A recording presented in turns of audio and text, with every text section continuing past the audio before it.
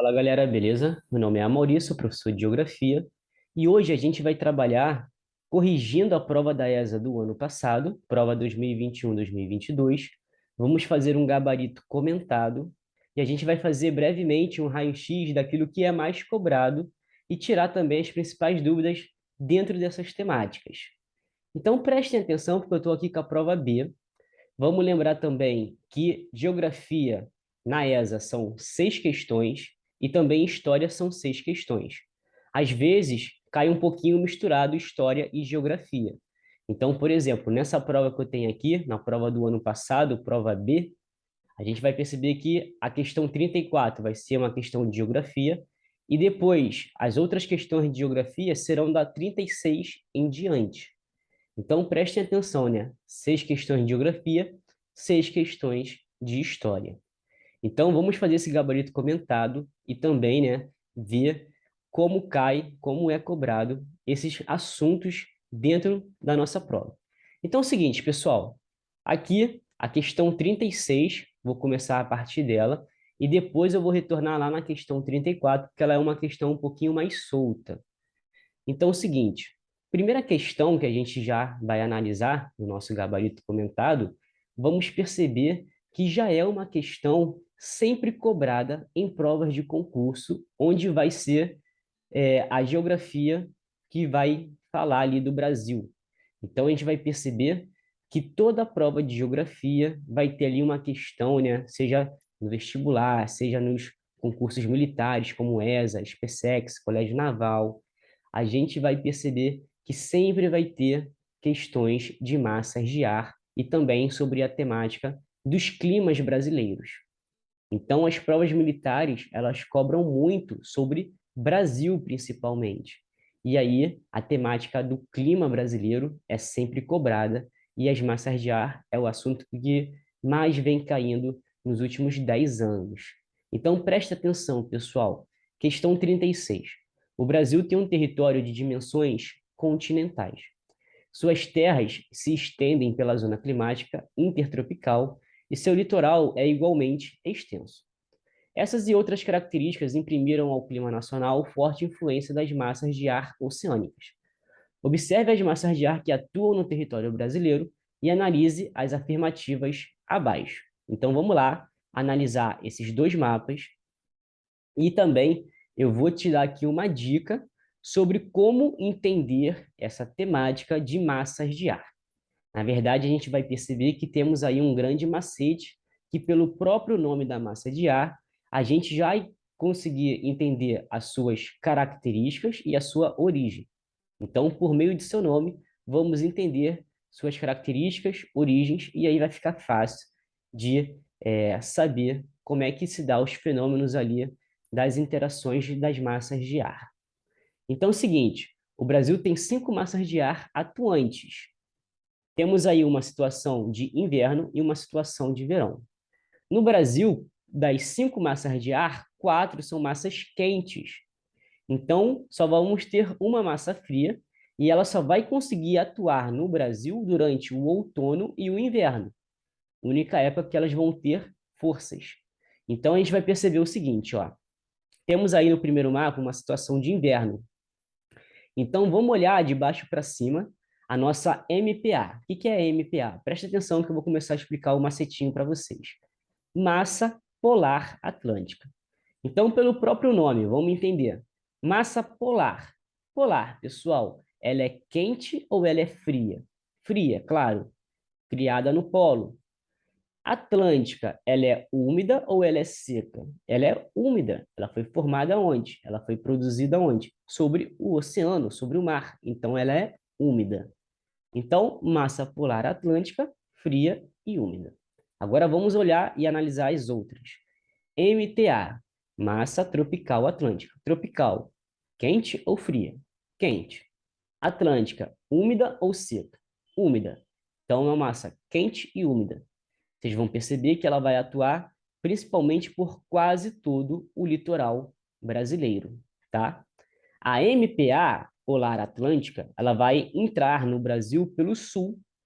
Então, ela vai atuar primeiramente no sul, depois no sudeste, um pouquinho no centro-oeste e raramente ela vai atuar no norte e no nordeste. Quando isso acontece de chegar no norte do Brasil, vai provocar o fenômeno da friagem. Perfeito? Então, prestem atenção. Continuando. Meia, massa equatorial atlântica. Equatorial, pessoal, muito quente. Atlântica, úmida. Agora, vamos voltar lá para baixo, ó. MTC, massa tropical continental. Tropical, quente. Continental, seca ou úmida? Seca, perfeito? Então, é uma massa quente e seca, que vai atuar principalmente no centro-oeste brasileiro, perfeito? Agora, a MEC é o único exemplo aí que a gente vai ter que vai fugir um pouquinho da nossa regra. Massa equatorial continental. Equatorial, muito quente. Continental, você vai querer dizer que é seca.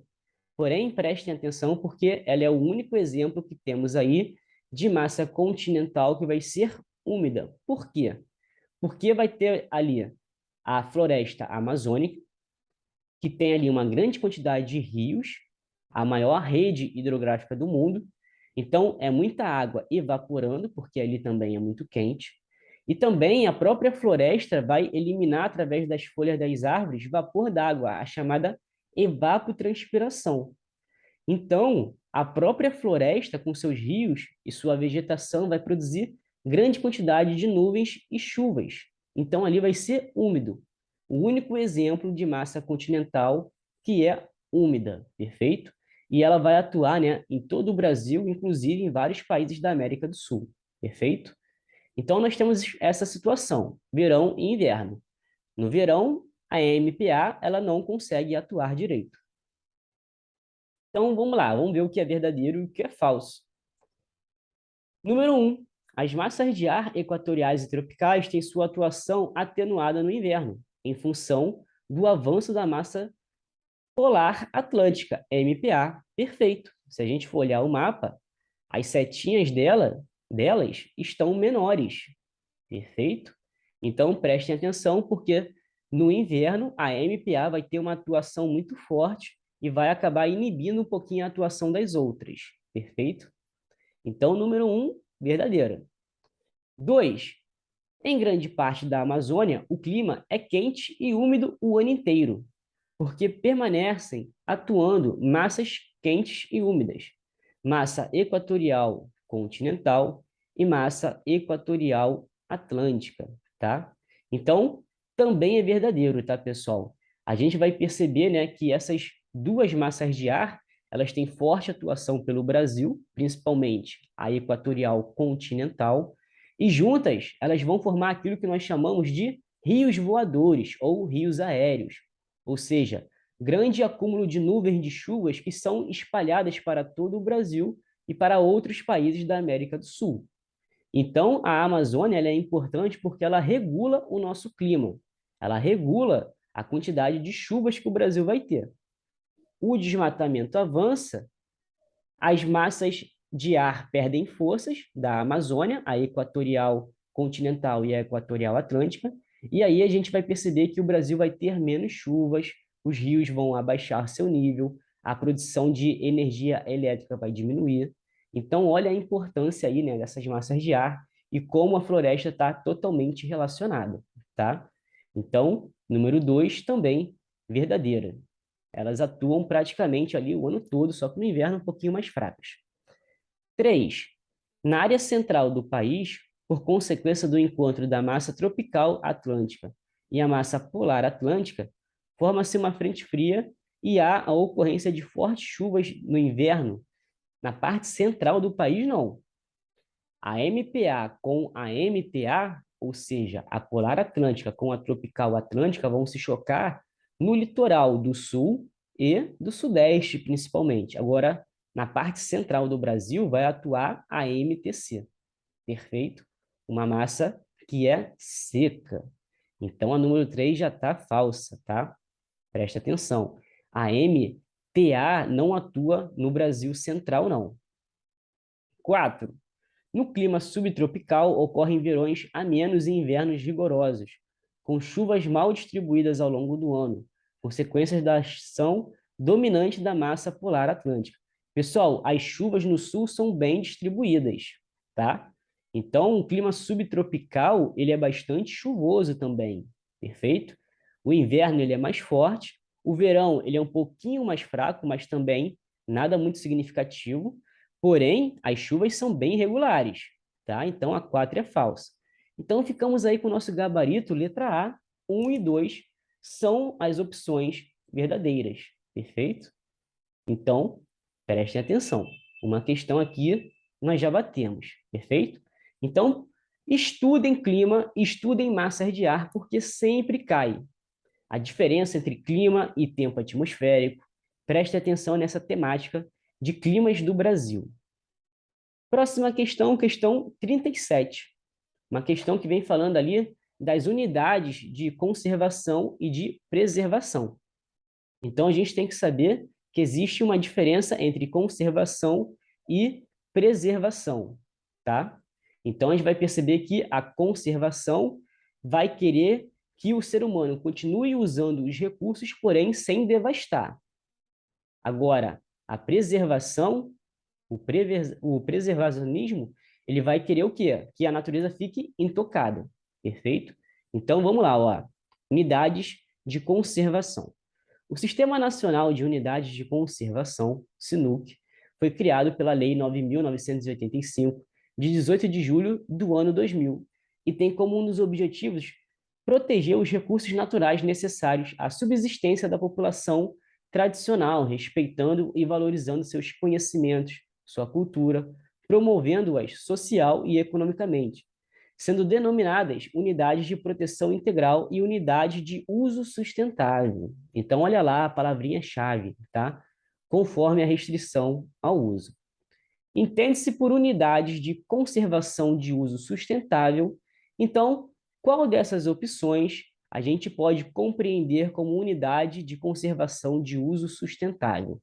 Então, preste atenção porque todas as outras vão apresentar áreas que têm que ficar intocadas para preservar totalmente a natureza, tá? Então, vamos lá, letra A, estações ecológicas. Estações ecológicas, pessoal, elas pretendem ficar intocadas, tá? Você não pode ali tirar nenhum recurso, ou então o recurso, né, vai ser retirado sem devastar, porém apenas por populações que vivem ali antes mesmo da criação dessa estação ecológica, populações tradicionais, tá? Então, presta atenção, a letra A não vai fazer parte porque não é de uso sustentável de acordo, né, com as unidades de conservação. Ela está mais dentro da preservação. Perfeito? Vamos lá. Parques biológicos também não. A gente vai perceber que os parques biológicos, eles também, né, não vão entrar dentro dessa lógica das unidades de conservação de uso sustentável. Perfeito? No máximo ali um turismo, mas nada de utilizar os recursos. Nosso gabarito, pessoal, letra C, reservas extrativistas. Então, pelo próprio nome, né, já dá para compreender que são reservas que você pode usar o recurso porque elas são destinadas ao extrativismo. E aí a gente vai perceber que é exatamente ao extrativismo de quem, né? Dessas populações tradicionais que o próprio texto da nossa questão já vem trazendo. Perfeito? Então, reservas extrativistas vai estar ali dentro de unidades de conservação de uso sustentável. Então, como é uma questão um pouquinho específica, não é tão cobrada assim, né, ao longo dos anos, durante a ESA, eu coloquei uma OBS para vocês. Isso cai muito no Enem, tá? Então, preste atenção, ó. Reserva extrativista são espaços territoriais protegidos cujo objetivo é a proteção dos meios de vida e a cultura de populações tradicionais, bem como assegurar o uso sustentável dos recursos naturais da área. O sustento dessa população se baseia no extrativismo e de modo complementar na agricultura de subsistência e na criação de animais de pequeno porte. Então, um grande exemplo de uma reserva extrativista como essa, que a gente vem colocando aí na OBS, é a mata de cocais, lá no meio norte, entre o nordeste e o norte do Brasil, tá? Então, ali a gente vai ter ali, né, várias extrações de frutos oleosos das várias palmeiras existentes ali, que são destinadas para cosméticos, biodiesel e vários outros usos industriais, tá? Então, ali a gente tem uma reserva extrativista, perfeito? E eu continuo ali para vocês. O sustento dessas populações se baseia no extrativismo de modo a complementar, né, na agricultura de subsistência e na criação de animais de pequeno porte. Então, além desse extrativismo, como eu falei, né, da própria fauna e flora que existem ali, exemplo maior, a mata de cocais, né, com a extração dos cocos e dos frutos que ali existem, também é permitido, né, uma pequena agricultura de subsistência, uma pecuária, né, para subsistência também.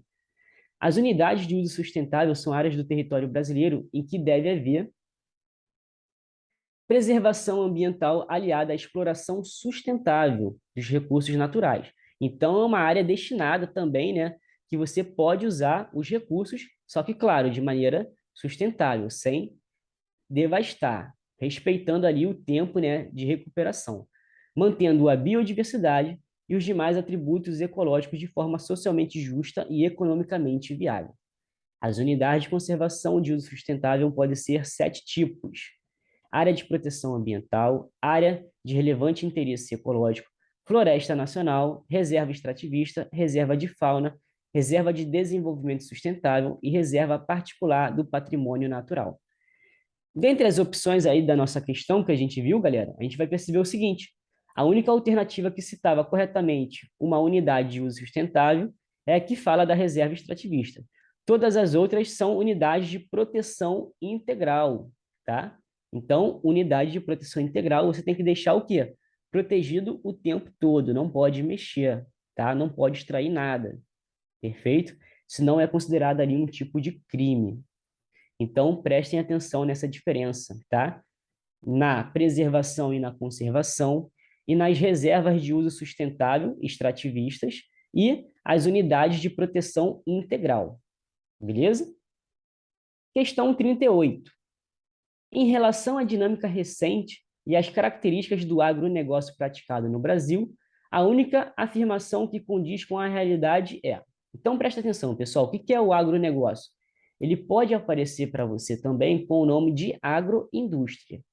A união da agricultura com a indústria, onde ela vai produzir o quê? Matérias-primas, insumos que serão exportados, as chamadas commodities, matérias-primas com alto valor no mercado internacional.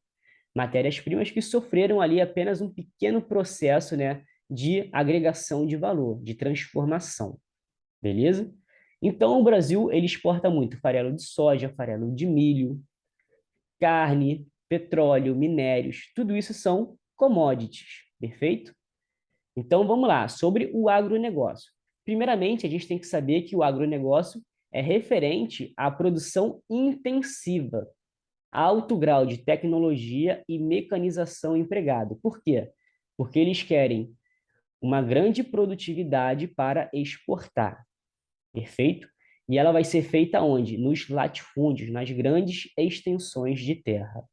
Bom, falado isso, vamos analisar a nossa questão.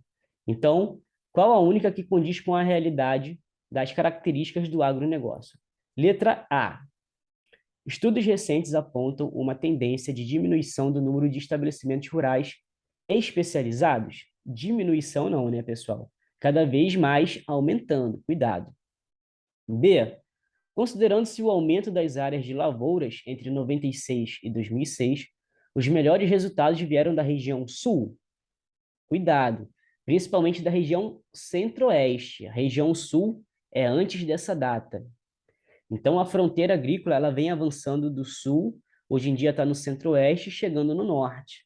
Então, os biomas mais devastados são quem? Cerrado, primeiramente, e mais recentemente, a Amazônia. Perfeito? Então, preste atenção porque é o centro-oeste que se destaca mais, principalmente aí por meio da soja e da pecuária. C. No que diz respeito à pecuária bovina, percebeu-se uma tendência de interiorização nas últimas décadas. Pessoal, nosso gabarito letra C. A gente vai perceber, né, que a fronteira agrícola ela vai avançar com a pecuária e depois, né, com o cultivo de soja, milho, algodão, cana-de-açúcar, mas primeiramente, né, sempre chegando com o gado, com a pecuária. E a pecuária também vem se desenvolvendo cada vez mais, né, no centro-oeste brasileiro. Destaque aí para a produção, né, de carne bovina, mas o Brasil também se destaca na produção de todas as outras carnes, perfeito?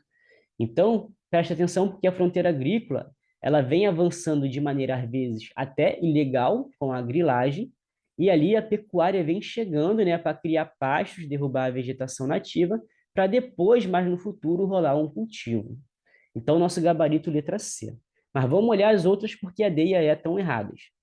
Entre 96 e 2006, o aumento das áreas destinadas às pastagens superou o aumento das áreas de lavoura? Aí não. Os latifúndios, né, produtores ali de soja, milho, algodão, cana-de-açúcar, vêm crescendo cada vez mais e são eles os principais.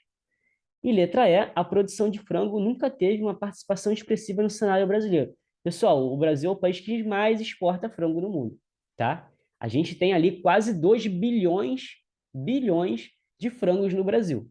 Então é o país aí maior produtor e maior exportador do mundo, tá? E a região sul se destaca bastante. Questão 39. Leia o texto da campanha do Ministério da Saúde em favor da amamentação pública em 2008. Então, olha só, a gente viu até agora uma questão de clima, falando ali das massas de ar, tá? A gente viu ali uma questão falando da problemática ambiental, das unidades de conservação e das unidades de proteção integral, essa diferença. A gente viu agora uma questão falando aí de agropecuária, estrutura agrária brasileira, agronegócio, perfeito?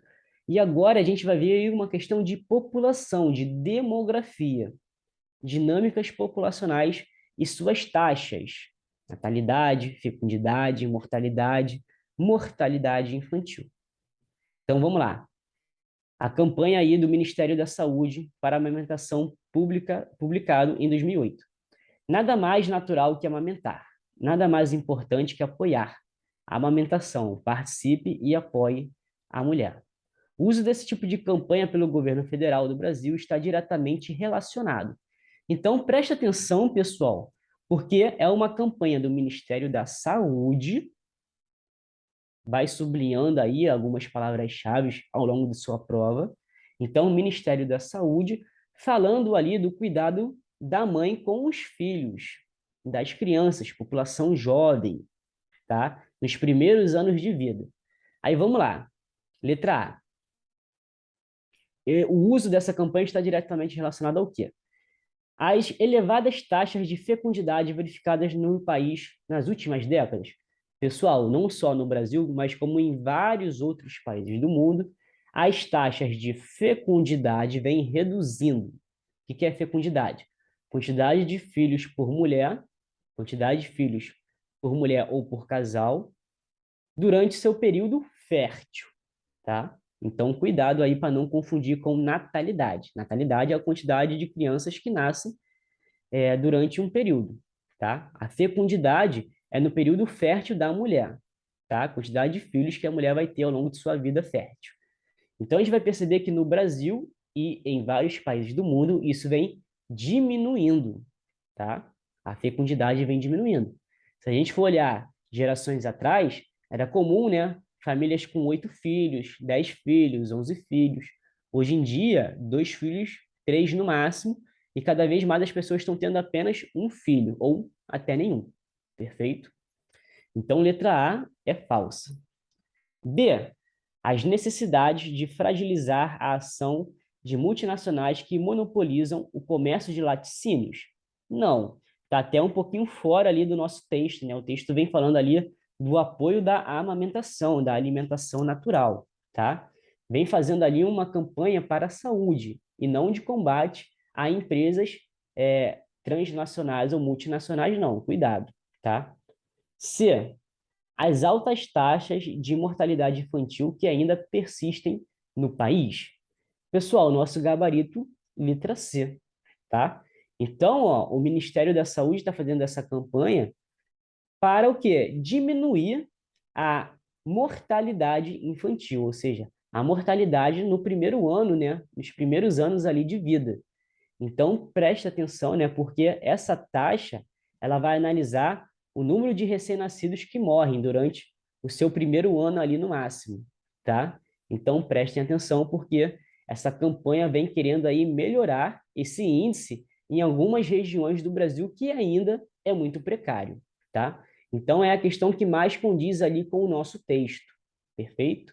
Vamos olhar lá as outras. Letra D, a difusão da ideologia de gênero. Não, o texto não vem falando nada de ideologia de gênero, vem falando de amamentação, alimentação natural para o bebê, tá?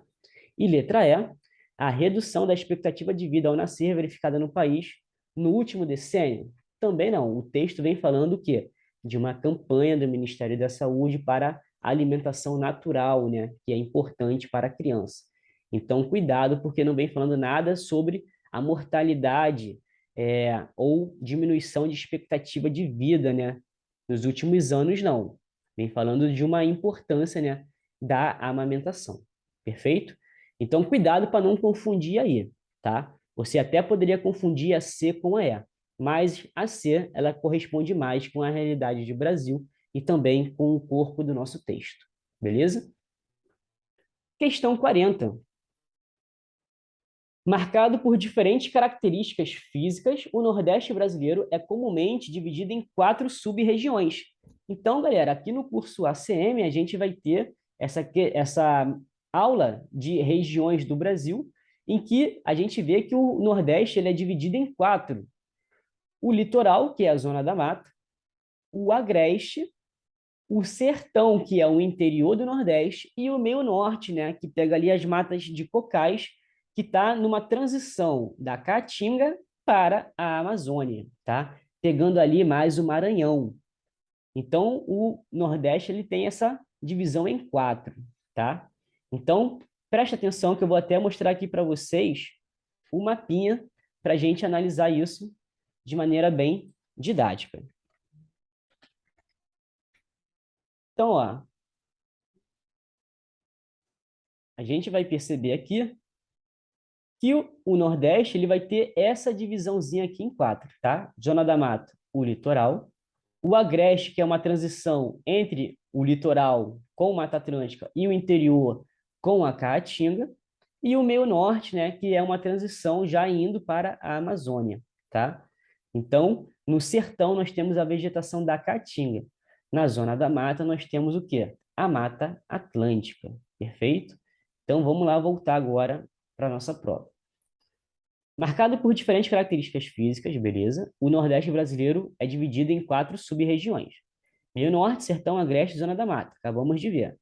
Das características abaixo, a única que não se encontra diretamente relacionada às peculiaridades da Zona da Mata Nordestina é.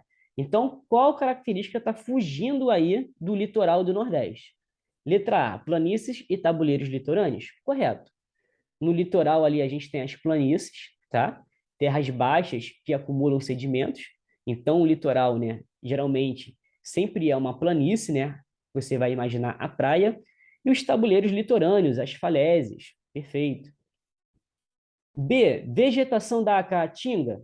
Então, ó, cuidado, porque a questão ela quer o que está errado. Então, letra B é o nosso gabarito, porque a zona da mata não tem vegetação da caatinga, não. Zona da mata é o quê? Mata Atlântica. Então, letra B está errado. Letra C, solo de massapê ou massapé, correto. É o solo, né, dali da plantação da cana-de-açúcar desde o período colonial e que é muito utilizado hoje ainda, tá? No Nordeste. Clima tropical úmido, também. Na Caatinga, no sertão, é o semiárido, tá? E presença de latifúndios também, tá? Então, o único que foge aí é a letra D. Última questão, pessoal, e eu coloquei aqui para vocês uma observação também, tá? Porque nem sempre todo mundo sabe dessa informação que é uma lei criada pelo Brasil. Então, ó, a questão 34 foi a primeira questão de geografia e depois veio a sequência a partir da 36. Então, ó, bem mais que um limite, a fronteira é, sobretudo, uma zona de interações. A Constituição Brasileira de 1988 considera nas fronteiras terrestres Faixa de fronteira é uma largura de, então preste atenção porque vai ser considerado no Brasil o quê? 150 quilômetros. Letra D, tá bom? Então coloquei uma observação aqui para vocês também, para entenderem mais essa informação que pouca gente sabe, tá? E é uma curiosidade aí que às vezes acaba passando batido. No Brasil, a legislação que trata da faixa de fronteira é a Lei número 6.634, de 2 de maio de 1979, regulamentada pelo Decreto número 85.064, de 26 de agosto de 1980, cujo teor foi ratificado, ou seja, foi aceito, né, pela Constituição Federal de 88, no parágrafo do 2º artigo 20. A fronteira brasileira com os países da América do Sul tem 15 mil quilômetros de comprimento, 150 de largura de faixa e uma área total de 1,4 de milhão de quilômetros quadrados. Então, galera, presta atenção, né? O Brasil vai ter ali uma faixa de fronteira muito grande com vários outros países da América do Sul, menos com o Chile e o Equador, tá? O restante, o Brasil faz fronteira com todo mundo.